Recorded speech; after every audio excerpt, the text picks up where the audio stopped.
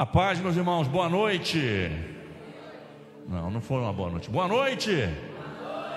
Isso aí. Paz para a igreja, paz para os irmãos que nos assistem através da internet. Louvamos a Deus pela possibilidade, e a oportunidade de pregarmos a santa e gloriosa palavra do Senhor. Pastor Marcelo me deu a incumbência de pregar nesta noite, hoje que é o culto da família, e ele falou: pastor, o senhor pode pregar no domingo à noite? O tema é família, e é algo que eu gosto, me identifico muito, que é pregar sobre família, Então, sem muitas delongas, se você puder, a minha tradução é revista e corrigida, tá? É Gênesis capítulo 12. Gênesis capítulo 12.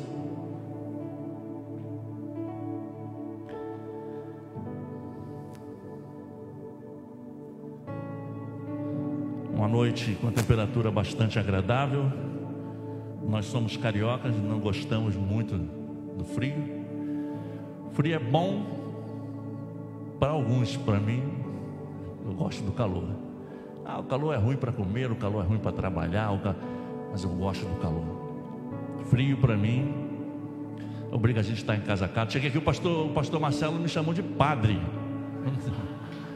Falou: onde é a sua paróquia? Eu falei: é aqui. Falei: é aqui mesmo, sou daqui. Mas enfim, aí a irmã falou assim: pastor, ele está elegante, com a camisa com a gola alta, tá? Mas o pastor Marcelo me chamou de padre, vou fazer o quê? Vamos acabar aqui no final, aquele sinal, e está todo mundo abençoado. Amém. Gênesis capítulo 12 é uma história fascinante, um texto que eu gosto muito da palavra de Deus, que fala sobre a vida de Abraão, e eu acho que Abraão tem tudo a ver com o tema que é família, não é? Então vamos ler Gênesis capítulo 12, o verso de número 1. Ora, o Senhor disse a Abraão: sai-te da tua terra e da tua parentela e da casa de teu pai, para a terra que te mostrarei, e far-te-ei uma grande nação, abençoar-te-ei e engrandecerei o teu nome, e tu serás uma bênção. Abençoarei os que te abençoarem, e amaldiçoarei os que te amaldiçoarem, e em ti serão benditas todas as famílias da terra. Assim partiu Abraão como o Senhor lhe tinha dito, e foi Ló com ele. E era Abraão da idade de 75 anos quando saiu da cidade de Harã. E tomou Abraão a Sarai sua mulher, e a Ló filho de seu irmão, e toda a sua fazenda que haviam adquirido, e as almas que lhe acrescentaram em Harã, e saíram para irem à terra de Canaã, e vieram à terra de Canaã. E passou Abraão por aquela terra até o lugar de Siquém, até o carvalho de Moré, e estavam então os cananeus na terra. E apareceu o Senhor a Abraão e disse: a tua semente darei esta terra. E edificou ali um altar ao Senhor que lhe aparecera. E moveu-se dali para a montanha, a banda do oriente de Betel, e armou sua tenda, tendo Betel ao ocidente de Ai ao oriente. E edificou ali um altar ao Senhor, e invocou o nome do Senhor. Depois caminhou Abraão dali, segundo ainda para a banda do sul. Leamos o capítulo 13, para a gente entender um contexto que eu quero destacar aqui. Então essa passagem vai dizer que Abraão levou com ele seu sobrinho Ló. E no capítulo 13, no verso 13, a partir do verso 13, vejamos o que aconteceu. Amém? E houve contenda entre os pastores de gado de Abraão e os pastores de gado de Ló.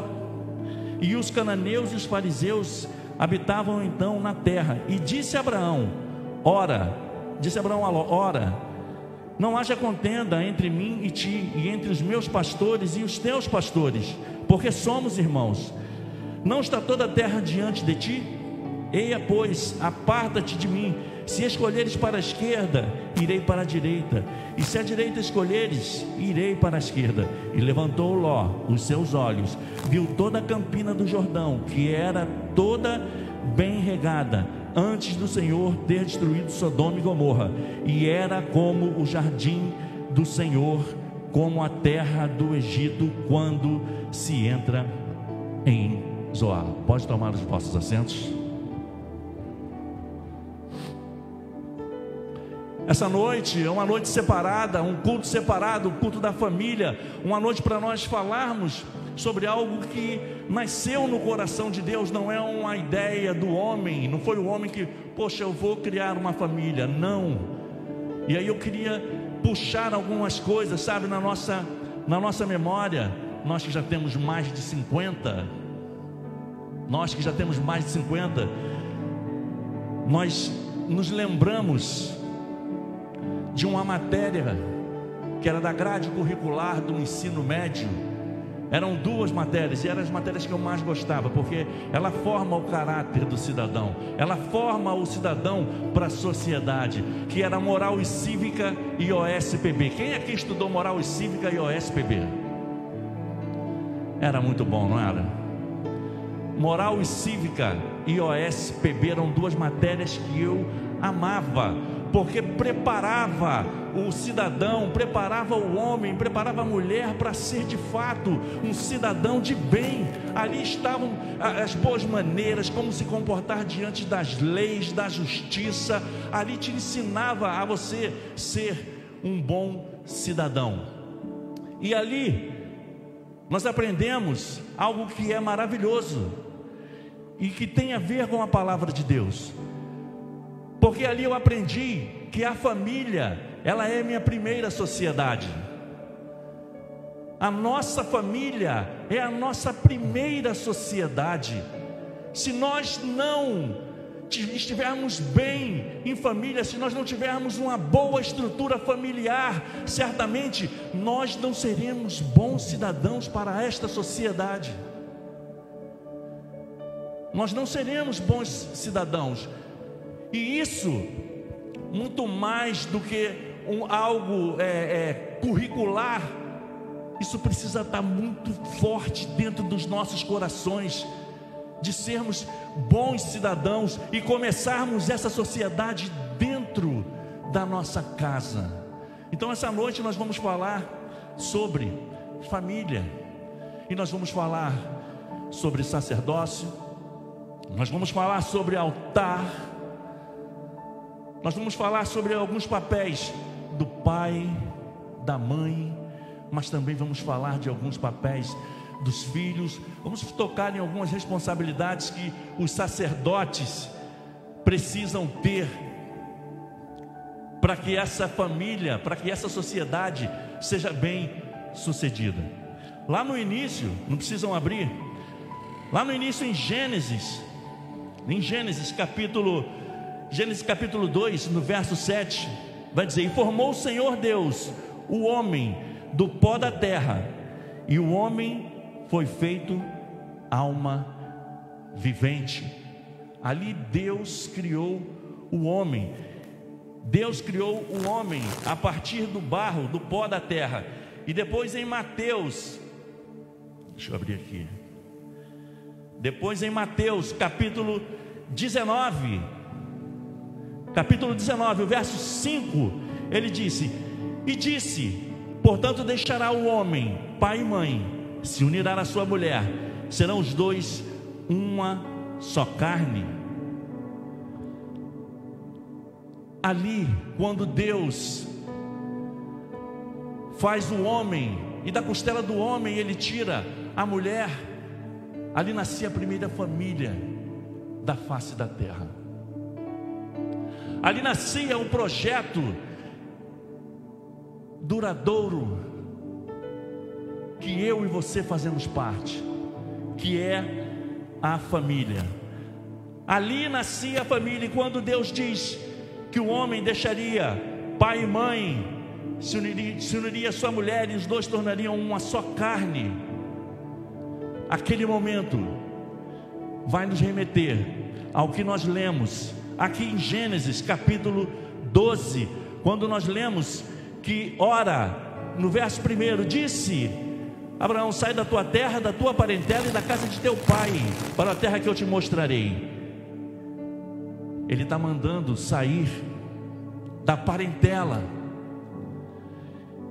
E possa ser que nessa noite você me interprete mal, possa ser que você não tenha o mesmo entendimento que eu tive, mas quando ele diz: sai da tua terra, da tua parentela, eu já fui muito mal interpretado ao falar sobre o que eu vou falar nesta noite. Quem é a minha parentela? A minha parentela, uma vez que eu me caso e torno uma só carne com minha esposa, nós formamos uma família. Eu deixei de ser da família do meu pai, da minha mãe, dos meus irmãos. Eu constituí uma outra família com minha esposa. E naquele momento em que eu constituo uma família com minha esposa, quem é a minha parentela? São os meus irmãos, são os meus pais, são os meus primos, meus tios. Mas minha família passa a ser a minha esposa. E eu já fui muito mal interpretado por esse entendimento, mas é um entendimento que eu tenho segundo aquilo que o Espírito Santo colocou no meu coração, que eu acho que de fato é. Se nasce uma família, nós nos tornamos parentela dos demais. E nós vamos ver que Deus diz a Abraão: sai da tua terra, sai da tua parentela e vai para uma terra que eu te mostrarei. E quem Abraão leva com ele? Quem Abraão leva? Seu sobrinho, Ló. Ló era da família de Abraão, ou Ló fazia parte da parentela? Ló fazia parte da parentela. Ló não era família, mas Deus decide levar com ele, mas Abraão, melhor dizendo, decide levar com ele Ló. E a história nós lemos aqui no capítulo 13, nós vimos o que aconteceu. Os pastores se desentenderam, os pastores de Ló e os pastores de Abraão se desentenderam, mas a promessa era sobre quem era o detentor da promessa? Era Abraão. E nessa noite nós vamos entender que a nossa família, ela tem uma promessa de ser bênção. E quem tem bênção não anda preocupado. O que Abraão faz? Se você for para a direita, eu vou para a esquerda. Ele era o detentor da promessa. Abraão não estava preocupado se ele iria escolher bem, ou se ele iria escolher mal, ou se Ló iria escolher bem, ou se deixar o pior para ele. E Abraão, olhudo, escolhe aquela campina verde e decide partir com sua família. Então logo, separação da família de Abraão e da família de Ló. E aí começa a nós desenvolvermos o tema desta noite, que fala sobre o poder do altar dentro da família. Quem foi Abraão? Porque Deus tinha uma promessa para Abraão, mas o que aconteceu com Ló? Depois que Ló se separou de Abraão, depois que Ló olhou por vista e viu a melhor parte que ele achou que lhe cabia, e Ló parte sem saber para uma terra de perdição onde Deus iria exterminar. Ló parte para Sodoma e Gomorra sem saber. E aí, em Gênesis capítulo 13, Gênesis capítulo 13, no verso 8, ele disse: ora, não haja contenda entre mim e ti, entre os meus pastores e os teus pastores, porque nós somos irmãos. Não está toda a terra diante de ti? Eia, pois, aparta-te e escolheres. Se escolheres a esquerda, irei para a direita, e se a direita escolheres, irei eu para a esquerda. E levantou Ló os seus olhos e viu toda a terra, Campina do Jordão, que era terra bem regada antes do Senhor ter destruído Sodoma e Gomorra, e era como o jardim do Senhor, como a terra do Egito, quando se entra em Zoar. Começa ali a história que nós conhecemos a respeito de Ló. A pergunta que eu faço: será que existia alguém justo como Abraão para que Deus pudesse fazer a promessa que fez a Abraão? Ou somente existia Abraão, o único justo na face da terra, para que Deus escolhesse, para que fizesse aquela promessa para ele, que sobre ele estaria a bênção? Abraão é conhecido como o pai da fé, e que dele nasceria uma grande nação. E nós estamos falando de um homem que já tinha 75 anos. Mas por que Deus escolhe Abraão? Como nós falamos na escola, hoje de manhã na escola dominical, como nós falamos na aula passada, da presciência, do plano, como o pastor Marcelo falou, que os planos de Deus é o contrário do nosso, ele começa da frente para trás. Primeiro Deus faz o plano, depois ele insere o homem.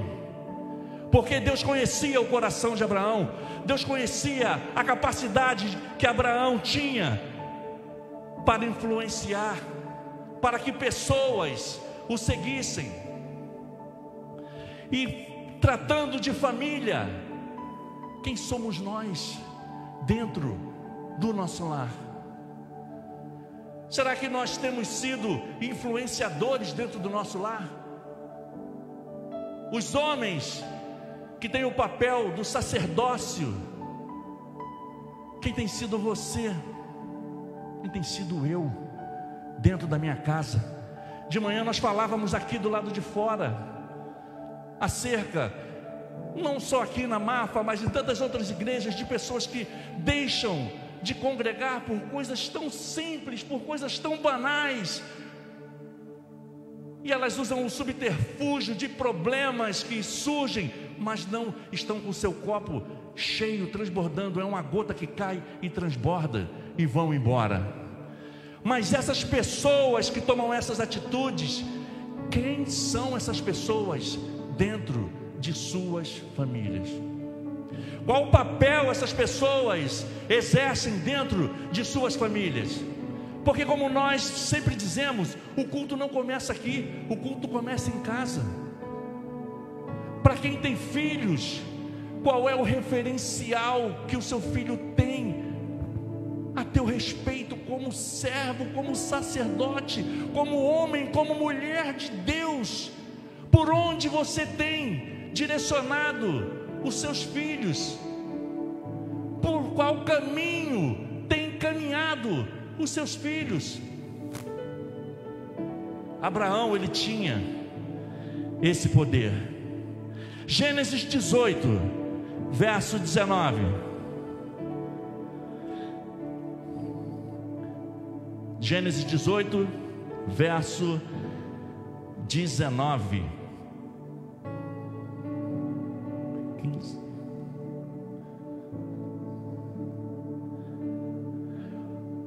Gênesis 18, verso 19 vai dizer: visto que Abraão certamente virá a ser uma grande e poderosa nação, e nele serão benditas todas as nações da terra.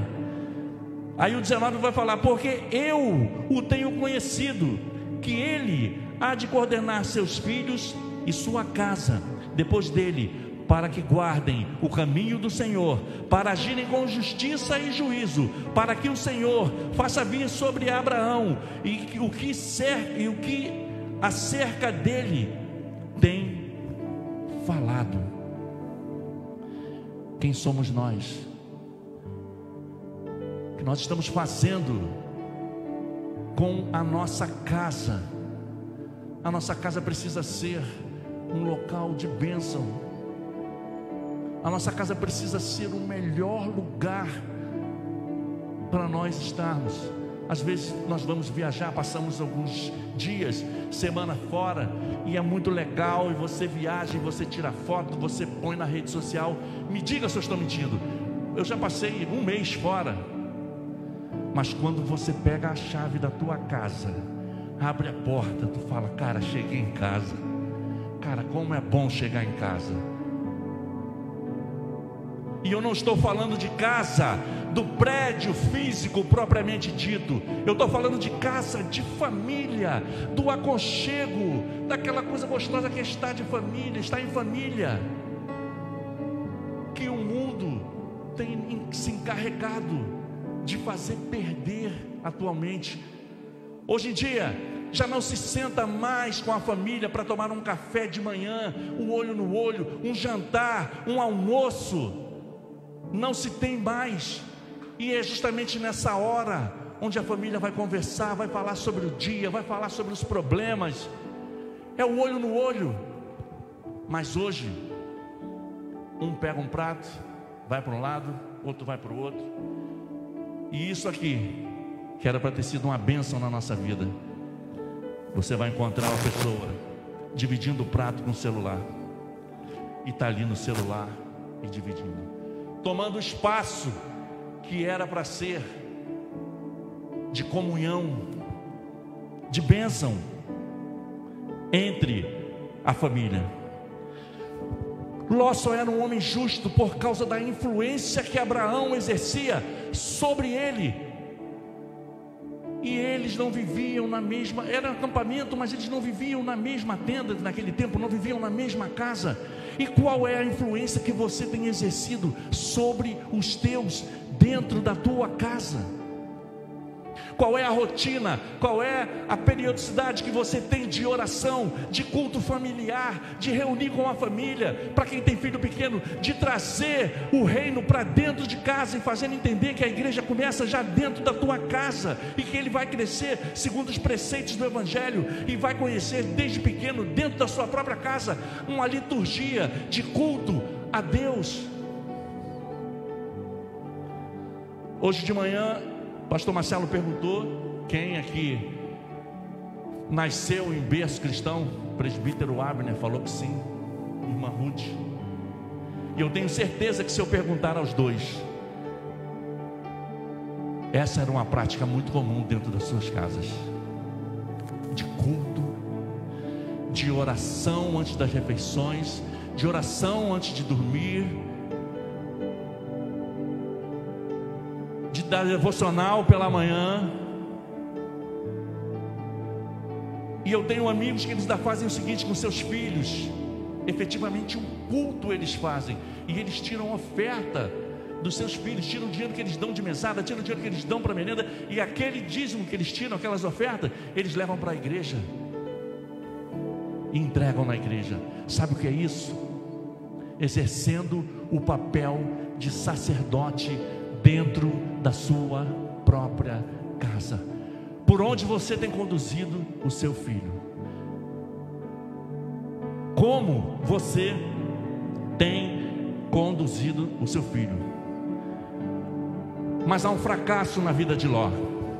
Quando Ló parte para Sodoma e Gomorra, Ló era uma terra que o comércio era muito forte, e Ló se deixa levar. E Ló se entrega por demais ao trabalho. E quantos de nós temos priorizado o trabalho e tantas outras coisas, e temos deixado a família em segundo plano? Foi exatamente, Ló se perdeu. Ló não teve a rédea sobre os seus filhos, porque Ló estava muito ocupado com negócios, com trabalho. Eu sei que nós precisamos trabalhar, eu sei que nós precisamos nos manter a nossa casa, mas às vezes inconscientemente nós trazemos o trabalho para dentro da nossa casa. No meu caso em especial, hoje de manhã nós estávamos brincando, eu não tenho como, meu telefone não para, meu telefone é 24 horas. Minha esposa está aqui 2 horas da manhã, 3 horas da manhã, ele toca o dia todo, estando eu trabalhando ou não. Mas há pessoas que não têm essa mesma condição que a minha, e elas trazem o seu trabalho para casa, ou então tudo o que aconteceu no trabalho, toda aquela confusão que às vezes acontece no trabalho, as coisas mal resolvidas, sabe o que você faz? Você pega e deposita tudo dentro da tua casa, quando na verdade a tua casa era para ser o lugar do teu refúgio, um lugar para você, a tua válvula de escape. Falou, pô, cheguei em casa, estou em família, estou diante dos meus. Não faça isso, não traga o lixo do trabalho para dentro da sua casa, porque aos poucos você vai minando o teu relacionamento, aos poucos vai trazendo insatisfação.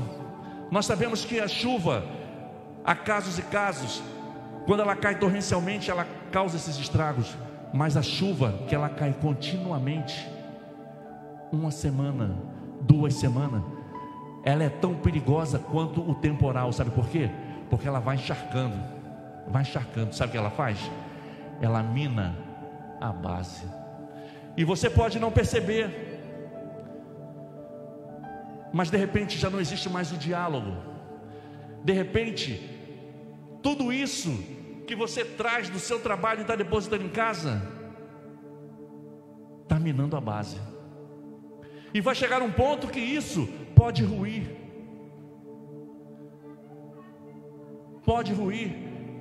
é igual quando o homem chega, o homem, isso é coisa de homem, o homem chega em casa e vai deixando o chinelo de um lado, vai deixando o sapato do outro, e pega a carteira e deixa no outro lugar, e vai deixando, e a mulher vai atrás, pegando. Para as mulheres que não trabalham, que só trabalham em casa, eu já falei isso aqui uma vez, o trabalho é maçante, o trabalho ele é a mesma coisa, ele é rotineiro. Todos os dias ela acorda, eu falei isso aqui da última vez que eu preguei, ela acorda de manhã, ela faz o café, ela bota o menino para a escola, ela volta, ela lava a roupa, ela prepara o almoço, pega o menino na escola, dá almoço, dá lanche da tarde, prepara a janta para o marido. É a mesma coisa, e você pode achar que não, mas só o fato de você sair de casa, pegar um ônibus, você está na rua, você está vendo gente, você está vendo, mas a mulher está dentro de casa todos os dias, e isso é para exemplificar. E você deixa uma coisa aqui, e deixa outra ali, e deixa outra, e de repente, uma chave que você não botou no chaveiro, foi a gota, e aí causa aquela confusão. Pô, mas essa chave aqui, então, e você fala, caramba, mulher doida, brigou por causa de uma chave, mas não é, ela vai acumulando, que ela não fala. As mulheres sabem, estou vendo alguns sorrisos, ela não fala, ela vai juntando,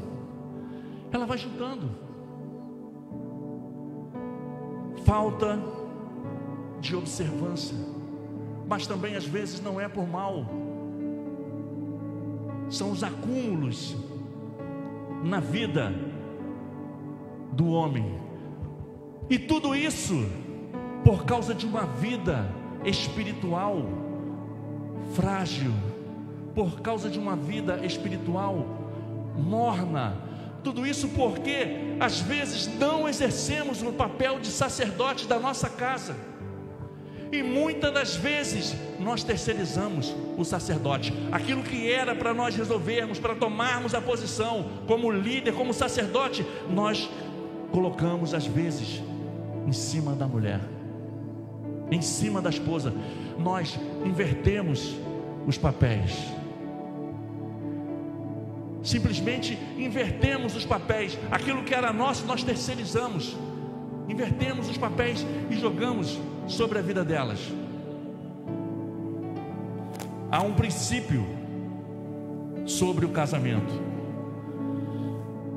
porque quando você casa, você precisa entender que você precisa cortar aquele seu cordão umbilical. Sua esposa não é mais a sua mãe, ela não é, você não tem mais a sua mãe, melhor dizendo, sua esposa não é a sua mãe.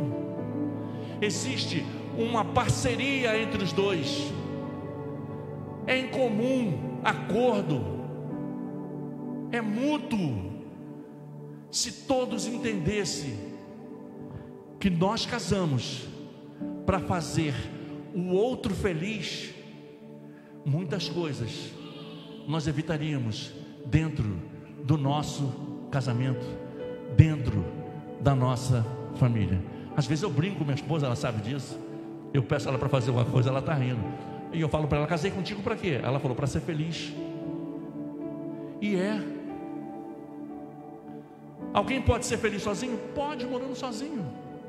Mas a partir do momento em que você casa, você tem a responsabilidade, a incumbência de fazer aquela pessoa feliz. E como é que você faz? Através do teu proceder, através daquilo que você diz ser. No nosso caso, através da fé a qual nós professamos. Mas tudo isso nós vamos ver na vida de Abraão. O sucesso de Abraão sempre foi o altar. Casa que não tem um altar está fadada ao fracasso. De ter um altar para adorar ao Senhor. O altar da família é a chave de uma família bem-sucedida. Havia adoração por parte de Abraão? Havia. Mas nós vamos ver ao longo da história quantos altares Abraão ele construiu, quantos altares ele ergueu. Em Gênesis 12, capítulo 7. Gênesis 12, capítulo 7.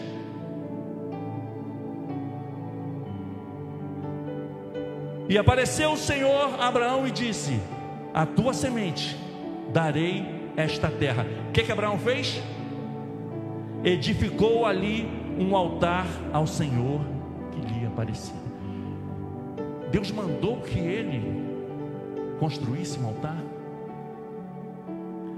Mas Abraão, que é servo, Abraão que ama o Senhor, que é obediente, ele entende que o altar é um altar onde nós vamos levar a nossa adoração, que é algo imprescindível na vida dele e da família dele. Nós estamos falando de alguém de 75 anos que sai da sua terra, larga a sua parentela, com a promessa de que a sua descendência iria ser uma grande nação. Mas como com 75 anos? Mas nem por isso Abraão tem na sua mente, no seu coração, que ele é o sacerdote da casa dele, e que na casa dele precisa ter um altar de adoração. Independente de nós adorarmos, nós precisamos na nossa casa erguer altar de adoração. E o 12:8 vai falar no seguinte: e moveu-se dali para a montanha, a banda do oriente de Betel, e armou sua tenda, tendo Betel ao ocidente, de Ai ao oriente, e edificou ali um altar ao Senhor e invocou o nome do Senhor. Outro altar Abraão edifica, constrói, levanta. Em Gênesis 13, capítulo 4, até o lugar do altar que dantes dali tinha feito, e Abraão invocou ali até o lugar do altar que dantes dali tinha feito, e Abraão invocou ali o nome do Senhor. Se dobrou diante do altar, reconhecendo quem era o Senhor, em obediência a tudo que o Senhor havia lhe dito. Gênesis 22:9.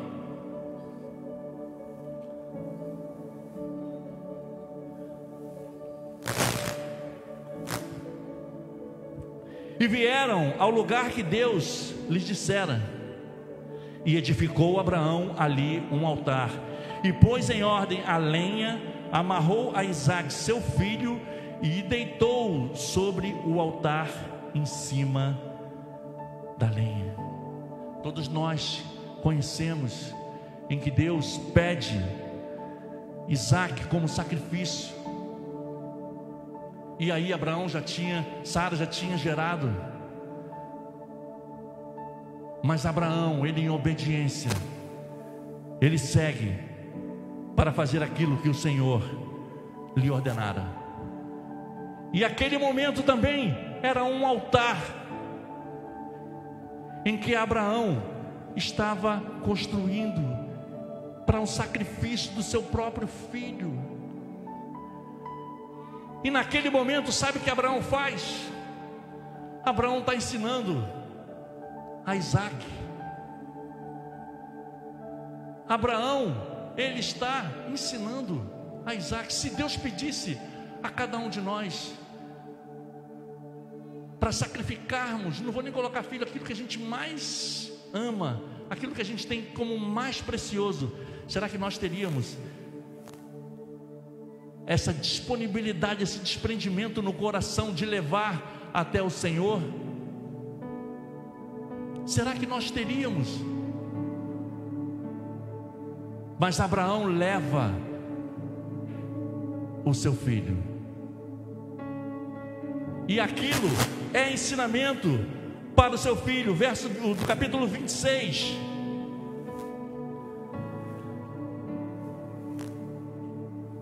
O capítulo 26, do verso 23 ao verso 25,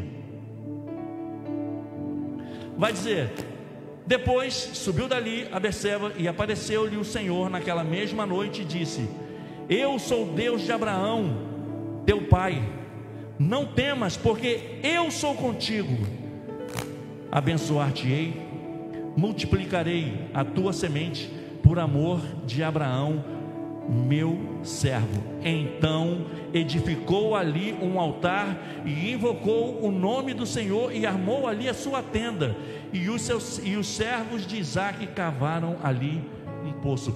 Quem edificou um altar? Com quem Isaac aprendeu a edificar o altar? Vejam a importância de quem nós somos dentro do nosso lar, de quem nós somos dentro da nossa casa, quando nós somos exemplos. Muitos filhos hoje estão em caminhos que não satisfazem o coração de Deus, muitas vezes por falta de posicionamento, de postura do sacerdote da própria casa. Há casos e casos. Eu estava vendo uma mensagem uma vez do pastor Josué Gonçalves, de uma mãe que foi ao gabinete dele e disse: eu não sei o que eu faço mais, meu filho está com 17 anos e não quer mais o evangelho. Pastor, o senhor é testemunha, nasceu, apresentei no templo, foi criado dentro da igreja, frequentou as escolinhas com a tia, cresceu, frequentou o culto de jovem, de adolescente, se batizou, mas hoje ele não quer mais. E o pastor José Gonçalves falou para ela: a senhora disse, a senhora fez tudo certinho, a senhora apresentou todo o caminho, direcionou como a palavra de Deus diz, mas a senhora não pode ignorar que ele agora já tem vontade própria, e existe uma coisa chamada livre-arbítrio, e não há nada que eu nem a senhora possa fazer a não ser orar. Esse é outro caso. Mas quantos casos em que o filho não vê a referência dentro da própria casa, de chegar num dia como o de hoje, de manhã, a criança acordar: papai, mamãe, vamos para a igreja? Pô, não vamos não, que está frio. Nós vamos ficar aqui hoje nós vamos ficar aqui quietinho aqui, vamos ver uma televisão, um filme, seja lá o que for. Chegou a noite, nós vamos para a igreja? Não, está frio. E como eu disse, não há altares estabelecidos dentro de casa. E amanhã depois, quando esse filho, ele toma um outro caminho, você vai olhar para dentro de si e não sabe, vai se perguntar: onde foi que eu errei?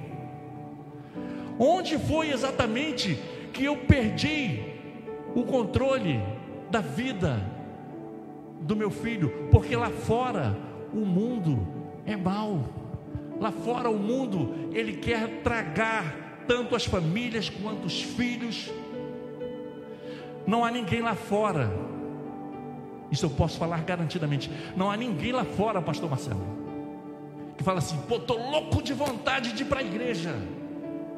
Mas se perguntar a muitos jovens dentro da igreja: pô, tô doido para ir lá fora, num baile, num bar, seja lá para onde for. Sabe por quê? Porque é atraente. E se ele não tiver um referencial, se ele não tiver uma base, se ele não tiver alguém com quem ele possa falar: caramba, meu pai e minha mãe são homem e mulher de Deus, meu pai e minha mãe, eles são servos, meu pai e minha mãe, eles amam a casa do Senhor, meu pai e minha mãe, eles amam a obra, meu pai e minha mãe são homem e mulher de oração. Eu quero ser igual ao meu pai. Eu quero ser igual ao meu pai. Mas para isso é preciso que você seja referência. E foi sobre essa referência que Isaac olhou para a vida de seu pai. E nessa passagem que nós acabamos de ler, no Gênesis 26, de 23 a 25, ele levantou o altar também. Ele construiu o altar para adorar ao Senhor. Como eu disse, o mundo lá fora ele é mau, e Satanás tem investido pesado sobre a família, para destruir, para desvirtuar. Essa semana eu fiz uma postagem, mandei até no grupo da igreja. A cantora Bruna Carla está sofrendo horrores por causa de um posicionamento, o qual ela disse que ela não cantaria num casamento de um amigo que é homossexual. E ela disse: o dia que eu cantar, eu paro de cantar, eu deixo de seguir a Cristo. Sabe o que é isso? Referencial. É quem tem referencial, quem não negocia a fé, quem não negocia a palavra de Deus. Mas eu também vi muitos que professam a fé a chamar de intolerante, que Deus ama a todos. Isso é indiscutível. Como nós falamos aqui de manhã, o ser humano foi criado para o louvor e para a glória de Deus. Deus ama a todos, indiscutivelmente, a todos. E eu me lembro da última chacina que teve no Jacarezinho. Eu falava com um amigo meu na rede social, porque eu não me lembro o que foi que eu postei, e ele rebateu. Ele falou: cara, mas você está defendendo esses caras que morreram, esses 24. Eu falei: cara, não estou, é diferente. Ele falou: são esses mesmos caras que te encontram na rua e roubam o teu carro e gratuitamente te dão um tiro e te matam. É o cara que vai roubar o teu dinheiro que você trabalhou o mês todo para levar para casa. Eu falei: você sabia que Deus ama esse cara? Você sabia que o desejo de Deus é que esse cara se converta? Agora, eu como crente, eu não posso vibrar e me alegrar com a morte desses caras. Sabe por quê? Foram 24 vidas. São 24 vidas que eu e você perdemos a oportunidade de levar uma palavra de salvação. 24 vidas que eu e você perdemos a oportunidade. Agora de novo no Jacarezinho, 22, se eu não me engano, na Penha, se eu não me engano, 22 pessoas que perderam a oportunidade. Sabe por quê? Porque Deus ama essas pessoas. E é esse olhar que nós precisamos ter, tanto para os de dentro quanto para os de fora. E tudo isso começa onde? Dentro da nossa família. Para quem tem mais de um filho, qual o seu comportamento quando seus filhos brigam um com o outro? De que maneira você gerencia? De que maneira você administra? Ou quando o teu filho faz algo reprovável aos teus olhos? Meu filho, quando era pequeno, ele cometia algumas coisas, e eu sempre dizia o seguinte, antes do meu filho nascer: eu vou procurar ser o mais justo com o meu filho. Eu tenho que ser referência para o meu filho. Eu sei que nem sempre eu vou acertar, mas eu vou procurar ser o mais correto possível com o meu filho. Coisa que assim, como se o que Deus faz por mim, quando eu erro, e ele me perdoa, mas também me corrige, me disciplina, eu preciso fazer com meu filho. E lógico, criança cometeu vários erros, mas cabe a cada um de nós corrigi-los.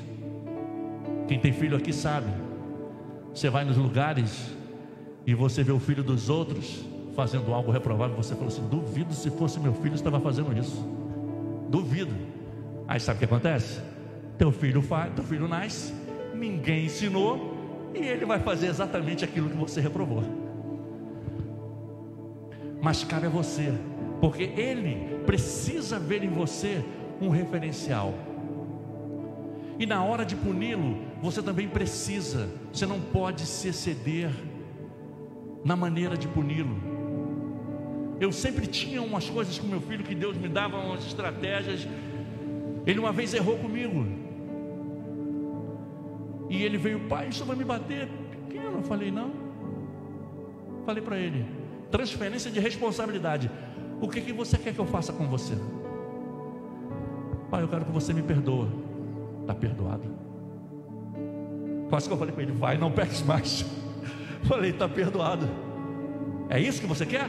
Falei: se você fosse meu pai, eu queria que o senhor me perdoasse. Está perdoado.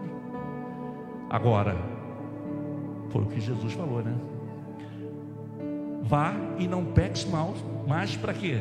Para que não te suceda o pior. Eu falei: saiba, se você cometer o mesmo erro, aí é comigo. E aí o cara é falho, propenso a erro, como todo mundo, criança. Não passou 3 dias e cometeu o mesmo erro, e ficou ao meu redor: oi pai, tudo bem? Te amo. Eu falei: também te amo, pai. Pai, vai sair? Eu falei: não, vou ficar aqui. Não, tá tudo bem, então. Papai, te amo toda hora. Eu falei: tá legal. Esperei ele tomar banho. Foi lá, tomou o banho dele. Falei: vem cá, bote em cima da cama todos os seus brinquedos, o que você mais gosta. Separa só o que você mais gosta. Ele: não minta para mim que eu sei quais são. E ele separou: vai lá agora na sacola de saco, pega o maior saco que tem lá. Botei tudo dentro do saco, amarrei, joguei em cima do guarda-roupa. Falei: ó, só sai daí agora a cada gesto de bondade sua, que você provar para mim que você é digno, que você é merecedor. E eu não vou tirar tudo não, você fez é um por um, e você vai escolher qual que você quer que tire. E aquele garoto chorou durante vários dias: pai. Depois eu fiz entendê-lo, chamei ele, como diversas vezes eu brigava, deixava ele: não quero falar contigo não, vá para lá. Depois o que eu fazia? Eu chamava: meu filho, por que você fez isso? Papai fez isso, papai te tratou dessa maneira para você entender. Como todas as vezes que nós saímos, eu tinha que comprar pelo menos 2 Hot Wheels para ele. A minha varanda da minha casa tem 13 metros. Ele botou assim no dia, ó, a varanda inteira de Hot Wheels. Eu falei: cara, estou fazendo errado. Estou fazendo errado com meu filho. Num belo dia nós saímos: pai, vamos comprar Hot Wheels? Eu falei: hoje não. Tem dinheiro? Eu falei: tem. Pai, não vamos comprar? Não vamos comprar não. Pai, por que você não vai comprar? Eu falei: eu estava agindo até agora errado com você. Eu estou fazendo algo errado com você.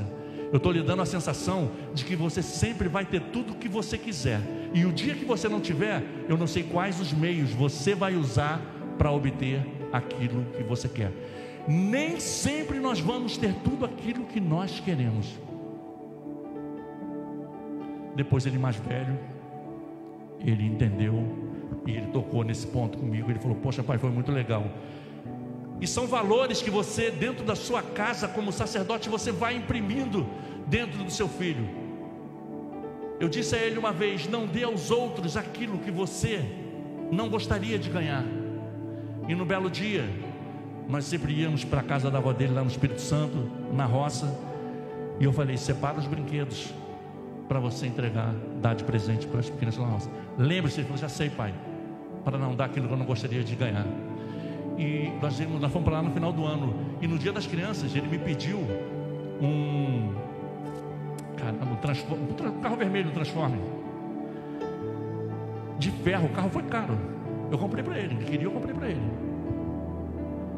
E aí quando chegou, desse outubro, dia das crianças, quando chegou em dezembro, eu falei para ele: pega os brinquedos. E ali eu fiquei triste, mas ao mesmo tempo eu fiquei feliz. Eu falei, eu consegui imprimir valores na vida do meu filho. E ele separando os brinquedos para levar. Quando eu vi, ele passou a mão no carro que eu tinha pago para ele de ferro. Eu falei, esse aí não, pô. Eu falei, esse aí não, o carro foi caro. Eu falei, esse aí não, pô. Aí ele, pai, você não falou para mim dar aquilo que eu gostaria de ganhar? Se eu ganhasse esse carro aí, eu ia ficar doido, pai. Eu falei, caramba, deu na minha cara. Fiquei triste com a minha postura, mas fiquei muito feliz por saber que eu consegui imprimir na vida dele um valor, e que ele viu o referencial em mim, e que se eu não estava no caminho certo, pelo menos eu estava trilhando, direcionando ele, sabe? Chegava lá na igreja, gostava. Um dia eu desci, subindo nas escadas, ele, pai, me chamou. Adivinha o que eu estou fazendo aqui na porta do culto mirim? Estou de diácono da portaria. Cara, meu coração encheu de alegria, porque são valores. E é isso que eu estou falando. Sabe por que ele conseguiu enxergar essas coisas? Ele gostava de ir para o evangelismo no calçadão comigo, de entregar panfleto. E ele falava assim, o que você quer ser quando crescer, Felipe? Quero ser pastor e piloto de Fórmula 1. Mas primeiro ele queria ser pastor. Por quê? Por causa dos valores. Não que eu seja melhor do que ninguém, sou sujeito, propenso a erros, mas são valores, são altares construídos dentro de casa, que serve de base para os nossos filhos. E toda a casa precisa ter essa marca de um altar forte, presente dentro da casa, para que o sacerdote se posicione como alguém que conduz, Nós estávamos falando aqui hoje de manhã a respeito do dia do pastor.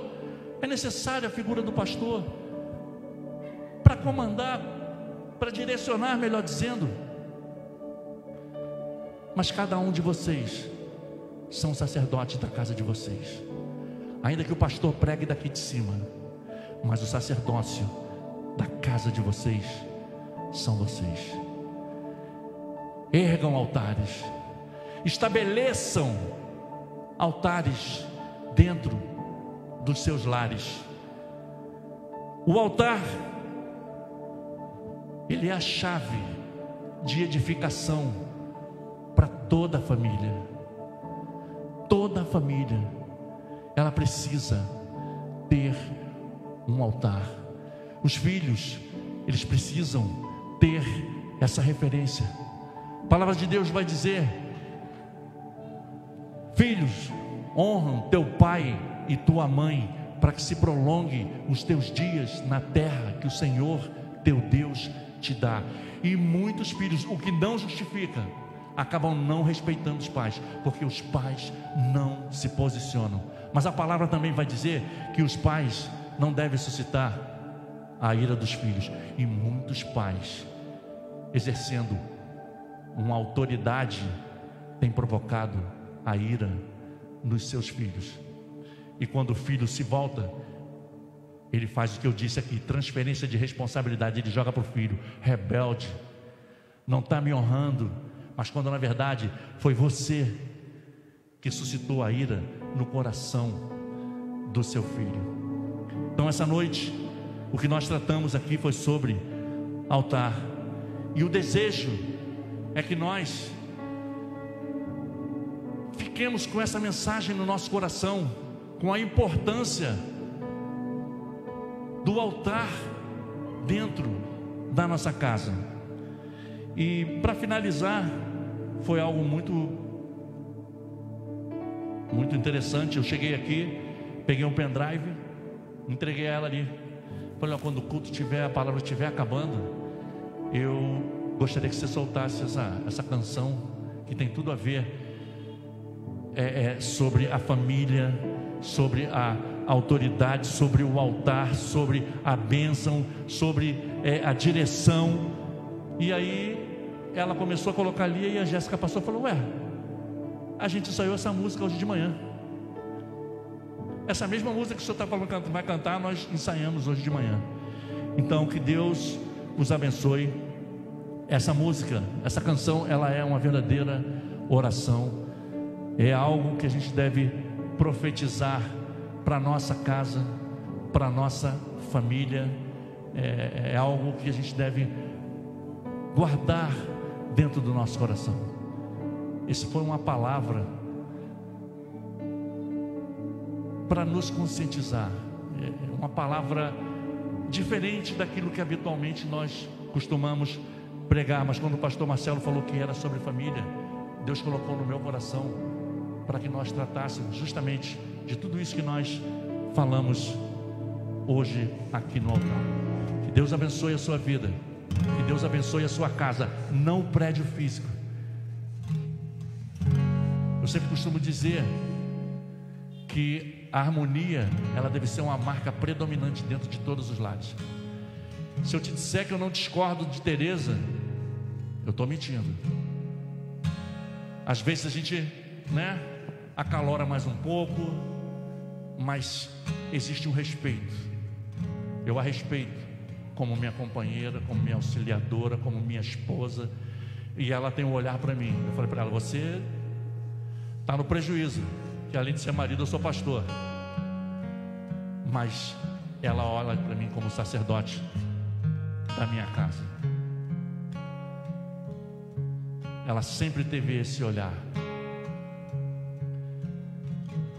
E é algo assim, no trabalho um amigo disse: eu tenho 25 anos de casado, eu nunca briguei com minha mulher. Eu falei: como? Eu nunca briguei com minha mulher. Alguém está se anulando. Nem sequer discordar. Alguém está se anulando nesse relacionamento para viver a vida do outro. E relacionamento não é isso. Relacionamento é mútuo. Eu costumo dizer que todo relacionamento, ele é movido à base do interesse. Pastor, ele é movido à base do interesse. Eu casei com Teresa porque eu a amo. Ninguém casa sem amar ninguém. É uma via de mão dupla. Eu a amo esperando que ela me ame. Eu a respeito esperando que ela me respeite. Eu confio esperando que ela confie em mim.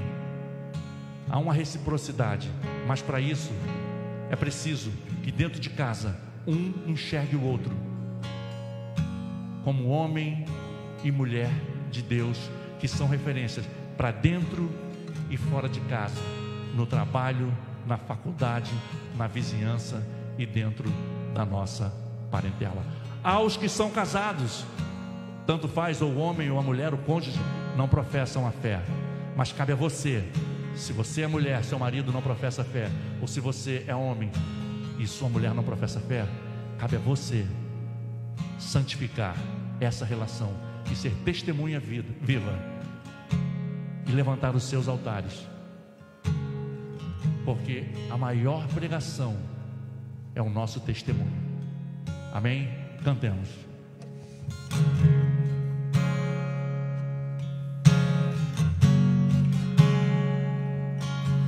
Vamos ficar de pé. Eu queria que você cantasse essa canção como uma verdadeira oração para a tua vida.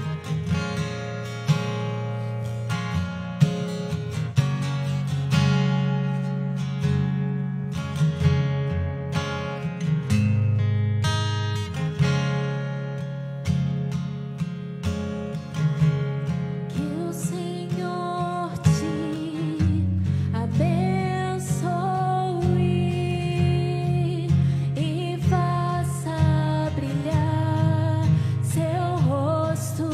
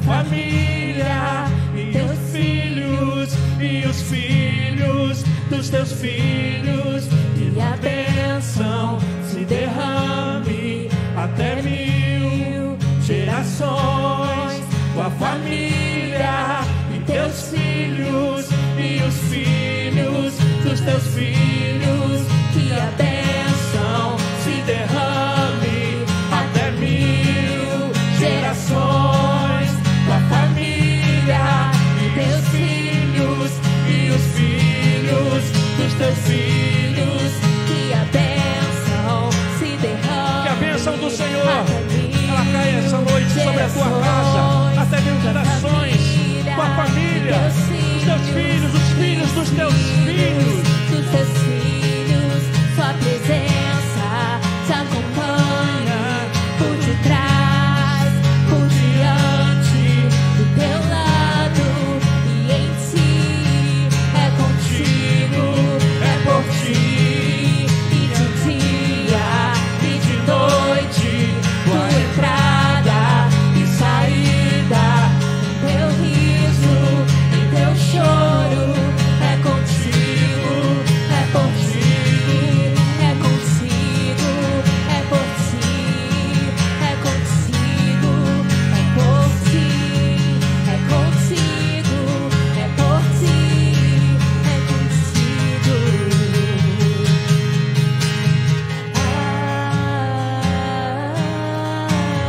essa noite nós queremos profetizar que a bênção do Senhor recaia sobre a nossa casa, que ela recaia sobre a nossa família, porque nós somos do Senhor, a nossa casa é do Senhor. Ainda que o mundo tente mudar os nossos valores, ainda que o mundo tente se infiltrar no nosso meio, no seio da nossa família, ainda que o mundo tente deturpar, inverter valores, tragar nossos filhos, nós colocamos nossa família, a nossa casa espiritual nas mãos do Senhor. Essa noite é uma noite para nós tomarmos posição como servos, como sacerdotes, como esteio, como coluna da nossa casa, como quem não teme as ameaças, as investidas do mundo que tenta acabar com a instituição, como eu disse no início da mensagem, que não foi criada por mim nem por você, nasceu no coração de Deus. E que a bênção do Senhor acompanhe até 1000 gerações da sua família, da sua casa, que Ele te guarde na entrada, na saída, que a sua casa seja um local de bênção. E como eu sempre costumo dizer, casamento não é um ringue de luta, mas a partir do momento que você entra, você precisa lutar pelo seu casamento, você precisa lutar pela sua família. E que essa noite você saia daqui com a motivação de que todas as vezes que você sentir que as bases estão sendo minadas, corra, erga, estabeleça um altar dentro da sua casa, seja referência dentro da sua casa, seja referência para a sua família. A responsabilidade, ela está sobre os teus ombros. E que a bênção do Senhor te acompanhe todos os dias, e que você possa bater no peito e dizer: eu e minha casa servimos ao Senhor. Eu e minha casa servimos ao Senhor. Amém.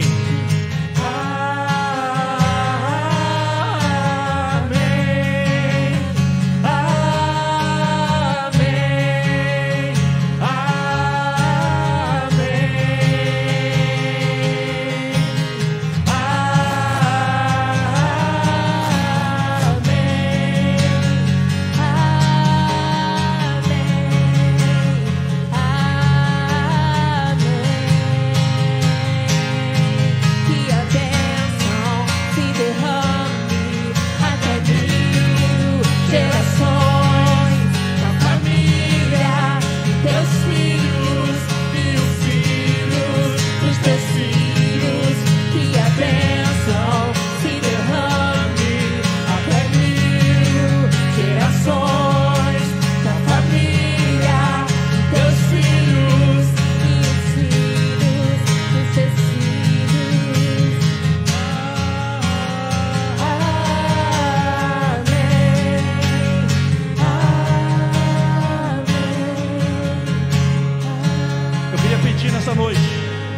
Você que está aqui, e se porventura não está próximo à sua família, se achegue próximo da sua família.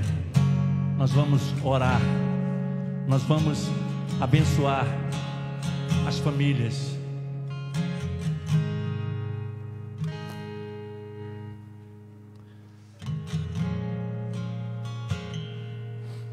Se achegue próximo à sua família.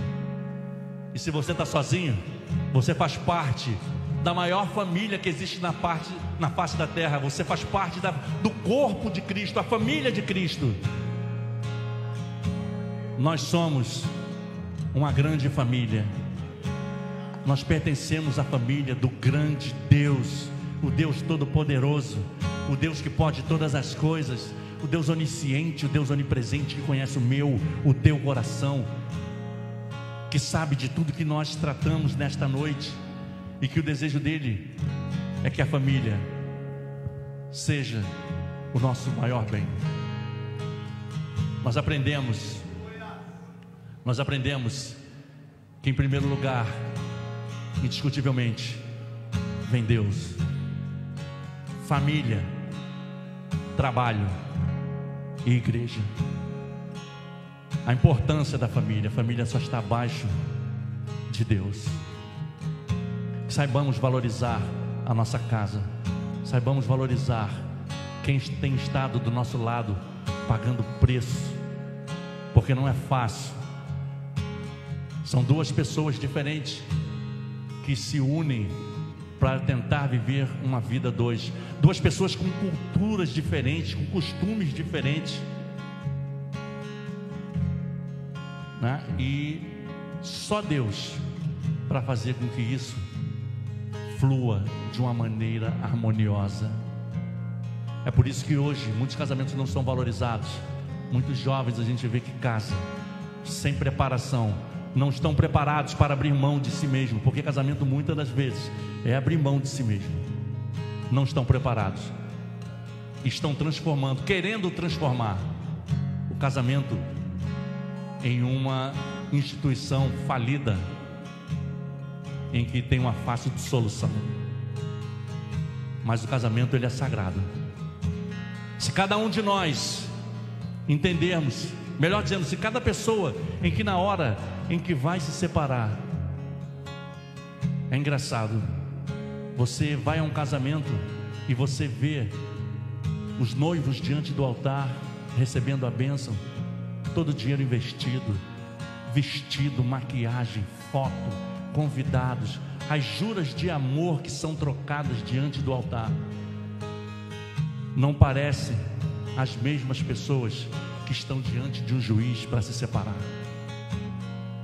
Se pudesse passar, sabe, a cena no momento em que os dois estão assinando o divórcio, dá uma olhada para isso aqui e entenderem da seriedade. Hoje eu tenho uma aliança com minha esposa, está no meu dedo anelar. Eu tenho uma aliança com ela, mas essa aliança, apesar de eu ter essa aliança com ela, essa aliança foi feita em nome do Pai, do Filho e do Espírito Santo, diante de Deus e as testemunhas, para que você não ache que a sua aliança é somente com ela. Você se aliança a uma pessoa, mas se aliança em nome do Pai, do Filho e do Espírito Santo.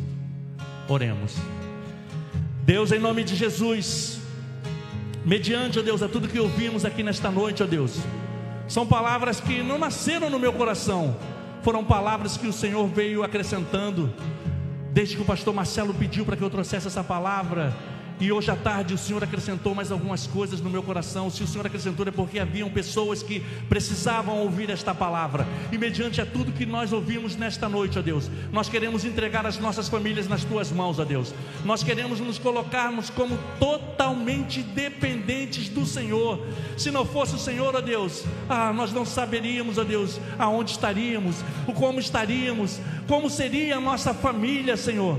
E que o Senhor, ó Deus, coloque a consciência nos nossos corações todos os dias da nossa responsabilidade, Deus, como esteio, como sacerdote, ó Deus, como homens e mulheres de Deus que precisam direcionar, ó Deus, que precisam ser exemplos dentro da nossa própria casa, meu Deus. Pai, ajuda-nos, ó Deus. Ajuda-nos, ó Deus, a entendermos melhor, ó Deus, o mecanismo, ó Deus, da família, Deus. O mecanismo, ó Deus, de andarmos em conformidade contigo, com a tua palavra, Senhor. Para que não venhamos entristecer o teu coração, ó Deus. Para que não venhamos, ó Deus, com o nosso mau testemunho ou a falta dele, fazer com que pessoas que estão sobre a nossa responsabilidade se entristeçam ou até mesmo se desviem do teu caminho. Ajuda-nos, ó Deus, a sermos homens e mulheres cheios do teu poder, filhos que olham para os pais com a referência e podem encher os seus lábios, e dizer que o meu pai e a minha mãe são homens e mulheres de Deus. Mas para isso, ó Deus, que sejamos referência. Nós oramos, ó Deus, e entregamos cada família presente, cada família que está assistindo pela internet esse culto. Que a tua bênção, ó Deus, ela chegue e alcance até essas pessoas. Nós unimos, ó Deus, a nossa fé e te pedimos, ó Deus, que dos altos céus tu incline os teus ouvidos e derrame as mais doces e ricas bênçãos sobre as nossas vidas, sobre a nossa família, sobre a nossa casa espiritual, porque nós dependemos de ti. Ah, se não fosse o Senhor. Muito obrigado por esta noite, Deus. Muito obrigado. Nós te agradecemos, te louvamos e bendizemos o teu nome. Em nome de Jesus. Amém e amém. Aleluias.